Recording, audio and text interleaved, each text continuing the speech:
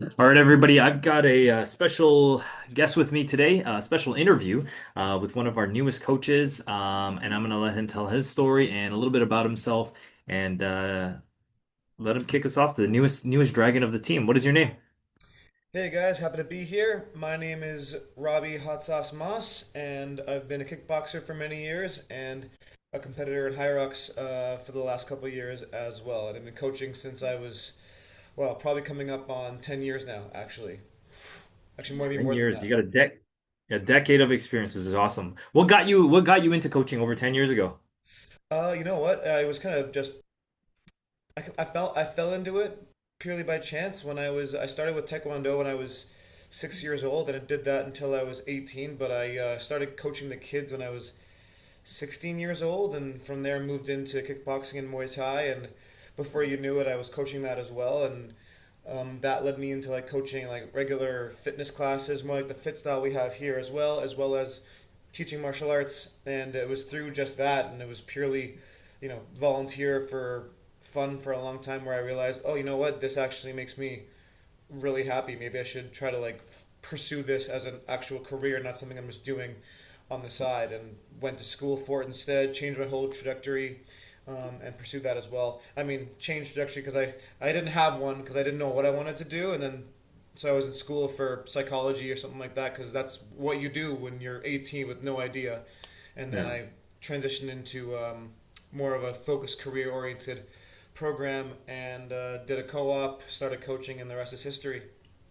Dude, you were almost like set up for the fitness or kickboxing industry because you did it as a kid all the way up until now. It's almost like the perfect setup for it. So I'm glad you found us. You talked a little bit about your experience. You did Taekwondo, you did Muay Thai, you've competed in HYROX. What certifications did you kind of have to get over the last few years, or that you've collect? I'm sure you've collected a few over the years. A couple. So, martial arts wise, there are a few out there. I got, I mean, mostly that's through experience, but in terms of overall certifications, I went to a program at George Brown College called Fitness and Health Promotion. And through that 2 year program, I became eligible to complete the test for my CSEP certified personal trainer certification, which is kind of like the Canadian gold standard for training. Like you have to do a 2 year um, post secondary program to be able to do the test. So that's kind of like my main one that encompasses all like my school of practice, insurance, this and that, and I do other courses on top of that to keep that one valid.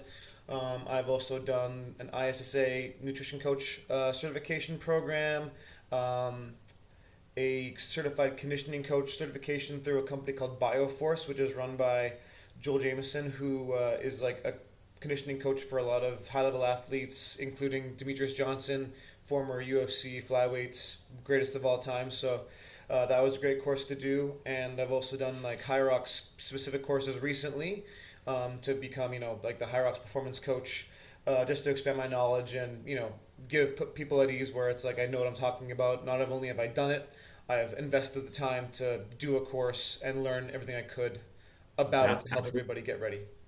Dude, absolutely. Like it's not just about doing it, but it's also learning how to coach because those are two different things, Mm-hmm. which is really important. So you've done a lot of things. Like I know right now you're actively coaching in HYROX and a bunch of different coach fitness competitions. Tell me a little bit about your combat experience because you've had quite a bit too.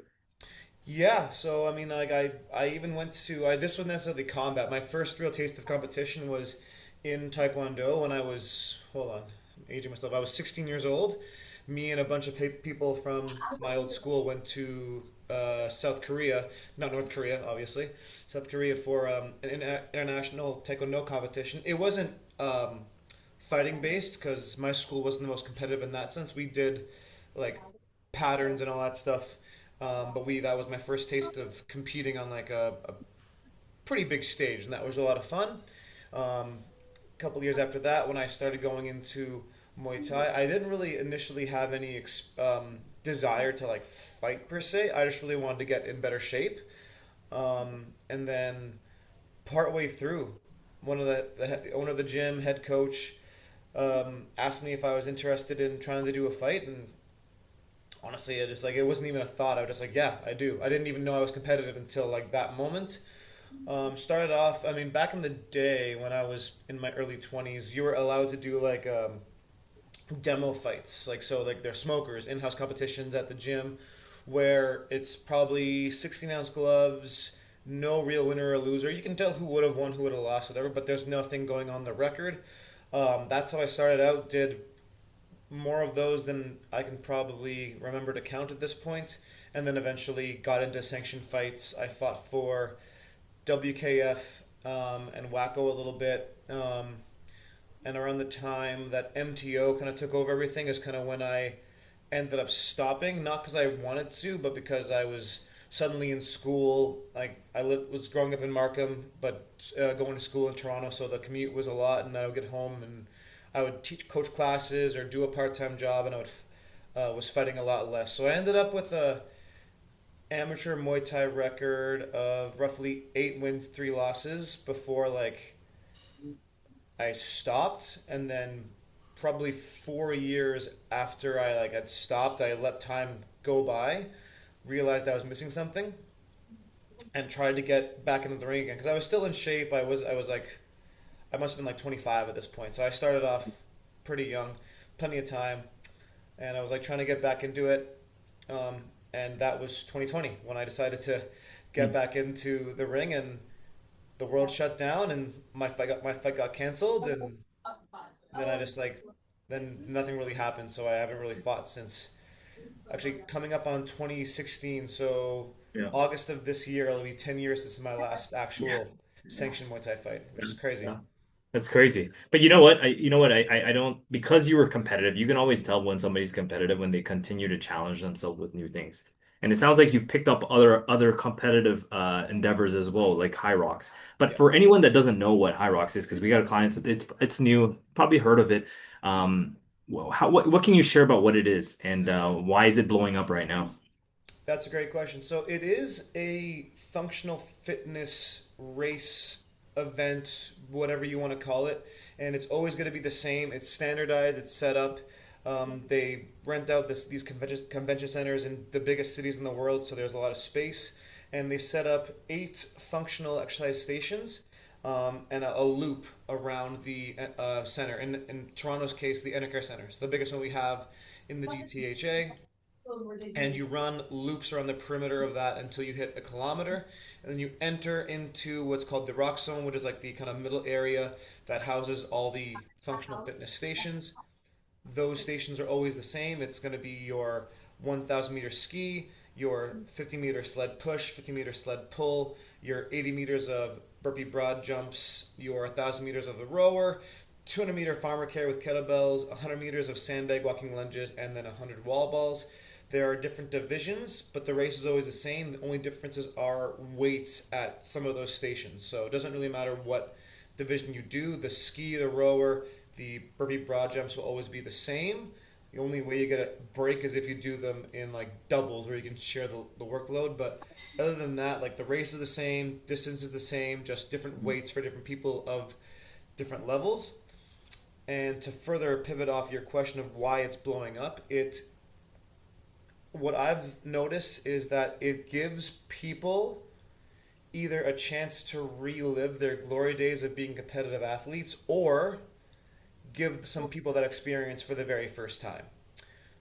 Whether you were like a collegiate soccer, football, hockey, amateur Muay Thai fighter who, did it for a bit and then it stopped when school ended, or you got busy with real life and you can no longer pursue those kinds of physical endeavors because as a lot of us age, sports like that are more fast twitch, more explosive, we tend to decline at those. It's a younger person's game, whereas endurance sports like what HYROX is, doesn't matter how old you are. If you keep your fitness at a certain level, you can continue to progress. Like I've been passed by guys twice my age because they're better runners than me and been doing it for a longer time, but they can continue to do these incredible things because they've taken good care of themselves and are still getting faster. And what HYROX does really well is they put on a show. So whether Yeah. because it's busy, it's blowing up, it's hard to get a spot. There's thousands of people out there at the same time in your divisions, in your age group, whatever. And despite that, they create an atmosphere where you feel like you're the star of the show, even though you're one of 10,000 people out there at the same time and one of 100,000 people out there that day, that weekend. You feel like it was your time to shine, and that's what got it out there. It became something that everyone can do, Yeah. which is why Yeah. it's blowing up. Well, I love that. And that's probably one of the reasons why we started introducing a lot of HYROX training on top of our group fitness. For those that don't know, we are starting semi-private HYROX classes. I think you touched on it already. The ideal person for this, you said a few things. Number one, maybe was a former competitive athlete, or you could even do this if you're a complete beginner, because it sounds like all the stations are scaled for clients, Hmm. which is Yeah. awesome. So walk us through kind of what would a typical HYROX style workout would look like to prepare somebody for a HYROX event. Typically, I mean, you can really play with what things are, but at the bare bones of it, getting someone ready, there's going to be running incorporated. What people tend to underestimate is the running you need. So a good session for HYROX will involve running, whether it's outdoor, treadmill in some way, because that's the biggest thing. It's 50% of the actual event. And then around that, you kind of mix it in with different movements that will either be direct correlation or a close correlation to the movements you'll see um, on the day in the race. So, I mean, obviously, that incorporates the ski and the rower. It can be something as simple as doing a bunch of wall balls and running a bit, working on your farmer carry, your lunges, your burpees, but also incorporating other movements that are similar but not necessarily the same, depending on what you have access to, space available to you to help you get better for the demands of Yeah, said race. yeah, Um, yeah. and it's And- really and- just keeping it as simple as possible. Don't overcomplicate it, but Yep. also don't burn yourself out. A big mistake I see a lot is people just like running through the exact race format on repeat, Mhm. like once a week, once a month, every day, and doing the same 8 things. You'll get really good at doing those 8 things, which is great, but you increase your chance of injury by doing the same repetitive things, and you're mentally burning out because it's the same thing again and again. We still need some variety, but that Yeah, variety can contribute to getting better at that event. yeah, So typically, yeah, you're going to see running mixed in with some functional movements. Some of them directly in the race. Some of them may feel a little out of place, but they will be helping you in some yeah. way, shape, or form. Love it. So it sounds like a lot of there's going to be 50% of the workout maybe running, but a lot of it will also include strength and conditioning workouts. And a big thing I think you mentioned is like it sounds like you need a plan because a lot of people think I'm going to sign up for a High Rocks. I'll just do all the events. I'll practice them all, but that is a high risk for burnout and injury. So Yes. having a plan is really important. How could someone that trains for a High Rocks, how could training for a High Rocks help people with maybe fitness or body composition goals? Phenomenal question, and actually, I found myself improving my body comp and overall fitness unintentionally training for these things because you are combining so many different energy systems without realizing it. You're naturally probably going to run more than you have before. Maybe not someone like you who have an Ironman experience. You might actually be running less than normal, but for the most people, you're going to be incorporating a lot more running into your programming, which will naturally help you.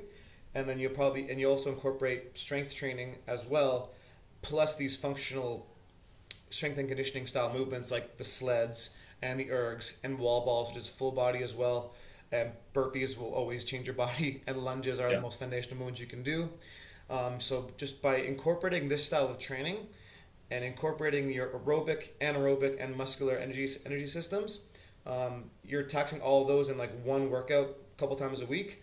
Like that literally forces your body to adapt and change and for your muscular, respiratory, and all these other systems to improve, right? yep, So you're love it. suddenly incorporating styles of workouts you haven't done before, and that will force you to get better.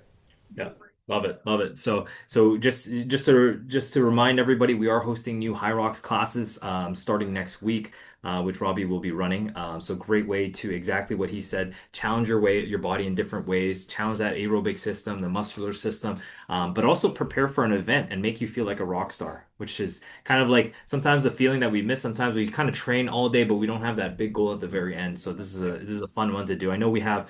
There's a HYROX Ottawa coming up, which I'm participating in. I think you are as well. I am. You, I am, you yeah. are as well. So we'll both be at HYROX Ottawa, and then there is one in Toronto. And do you know what month is that in or day? It'll be the first weekend of October. Actually, I believe it's going to be either 4 to 5 days long. October I think it's October. Actually, let me just check my calendar actually, because I know it's October. Yeah, it'll be October 1st to 4th. I think is like 5 days, so Thursday to Sunday. Mhm. They're making it crazy big. Like I used when I first started out, these were 1 day events that wouldn't sell out, and now they're expanding over several, like more than a weekend. Some days, the one in New York is coming over like 4 weekends, That's or three well. weekends. It's like I said, it's blowing up. I believe the tickets tend to get released for the Toronto one. I want to say usually around May, but we'll keep an eye out and let Yeah. everyone know, because you have to be ready to go when those tickets release because they go Yeah. fast. All right. So just for the community and for everybody listening to this, like it's a great way to set up a goal, a long-term goal. If you're feeling stuck or plateaued in your training, signing up for an event is one of those things that we recommend because it's like at the end of the day, it gives you a goal at the end. It's a smart goal. There's a measurable outcome out of this. So May we had I think probably Ottawa's probably sold out, but then we have Toronto coming up. So great way to sign up. Great Absolutely. way to challenge yourself. I'm gonna jump right into more of your coaching philosophy questions, just because I want the community to know a little bit more about you. Sure. What would you say your favorite movement is to coach and why? Recently it's become coaching the deadlift, like the barbell deadlift. There's a lot that goes into it, and a lot of people are kind of scared of it because, you can see a lot of people getting hurt, but when done right, it one makes you look strong, feel strong, and actually be strong if done properly. And like once you get that dialed in and done, the technique is done, is locked in, you see people change a lot of things about themselves. So I love the deadlift. Yeah, love the deadlift too. Very functional movement. Next question. What's the biggest transformation you've seen in a client? Biggest transformation. I mean, I guess there's two. One is physical, one is kind of mental. One of my clients back in the day, I helped her lose close to 100 pounds, and she was just consistent with her training. I would love to take all the credit for it, but it was also about 50% her showing up, tracking her meals, and not letting outside things of life, because something big happened in her life when she first started training with me that I thought she's not going to continue, but she decided to lock in and stay with me, and then it paid off. She lost, yeah, like I said, close to 100 pounds, and it was awesome.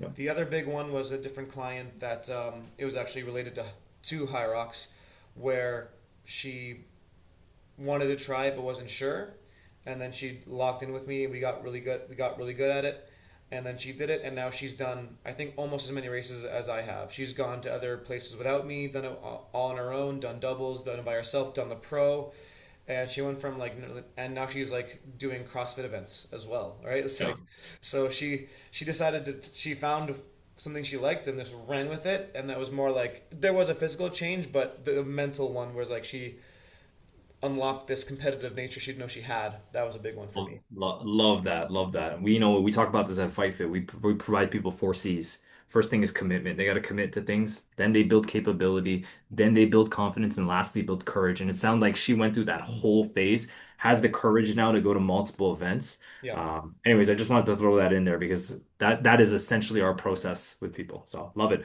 love that. Um, what do you say to someone who's like new to or who's nervous to try something new, whether it's high rocks or even stepping into the gym for the first time? Typically, I just say just get through the first day. Like it's gonna be intimidating. It's gonna be different, but once you get started, um, it's a snowball effect. You feel better if you can get through the first day. That's the hardest one.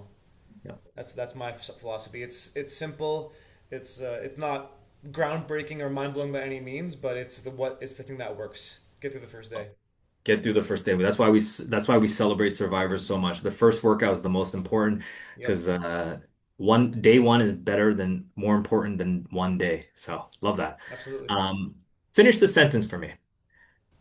People stay because. Community. People stay because, well, of community. Um, you can have the best programming, the best aesthetics looking facility. Those help, but what keeps people coming back is that sense of community, that sense of belonging, that people want to see them, that they have somewhere to go, people to talk to, people to meet and have a good time with, even though they're maybe having a tough workout or a tough day, but this becomes their escape from that, and they have people that they can like see and like share that energy with. So having a good community will keep people coming back 1,000 times more than, well, I guess it is part of the product, but like Yeah, it's yeah, more than it's it's a lesser known part of the product yeah. that people would think. You're gonna make my 4 C's into 5 C's. We're gonna add a community to that last Five one too. C's, yeah. Yeah, 5 C's. Um, Based on Fight Fit, what makes you most excited about coaching here specifically? Makes me most excited. There was a lot of things. I mean, it's been the biggest thing for me immediately was being able to coach kickboxing classes again because it's been, oh, wow, probably a little over 5 years since I've actually stepped foot into like a martial arts style gym. And now I know Fight Fit's not necessarily like the traditional like we're a fighting gym. It's not a fighting gym, but it's like a martial arts inspired fitness facility. And so being able to coach combos and kicks and punches properly again in a group format was exciting for me.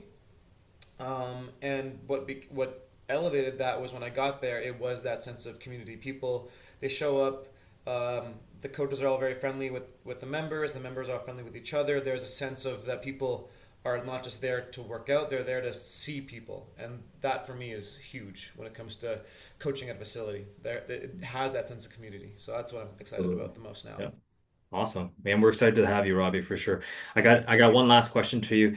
This is to get somebody on I think you already talked about it, saying that just get through the first day. But if somebody's on the fence about even signing up to do semi-privates or sign up for a HYROX, what would you say to them? I've actually had this conversation with a few of the members already, and it's like typically the question they ask me is like, "Can I do a HYROX?" And the answer is always going to be yes, but that's not really the question they're asking.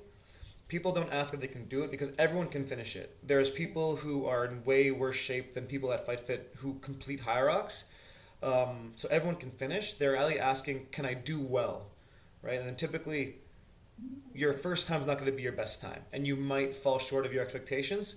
So my thing to say with people is, if they're on the fence about signing up, just try the semi private, see how it feels, or just sign up for the event, but use that event understanding that it's going to be your baseline. Don't really set yourself too high of a standard. I mean, set a standard for yourself. Always have that, but don't set an unrealistic goal without doing enough research, and set some time for yourself to understand that this is your baseline. Figure it out, have fun with it, and during the event, based on how you feel, based on the time you get, that is your foundation, and you're going to build off of that. You're not going to break a record the first time. No one does. Doesn't make sense. That wouldn't, unless you're one of those 0.001%, which I can tell you I'm not part of. Um, Yeah, but like my first thing is just sign up and try to treat it like, again, it's a fun test to see where you're at and to see where you can go. yeah, that's awesome. And I think this is real world experience and like real world advice from someone that's not only has competed in it like yourself, but also coached people through it. Because having gone through it yourself, you know what it takes, you know how it feels, you know all those little nuances of it, which is the specialization. But actually coaching people through this is a Mm-hmm. different thing, right? So I think that's awesome. And for those that are on the fence about doing this, great opportunity to, like I said, to sign up to commit to something that will build more capabilities and more confidence and eventually more courage for the future. Robbie, honestly, I appreciate it. And I'm really excited about having you part of the team. I know me and you have been connected for a long time, and now we finally get to work together. So hopefully we can help change some more lives and make an impact in this community.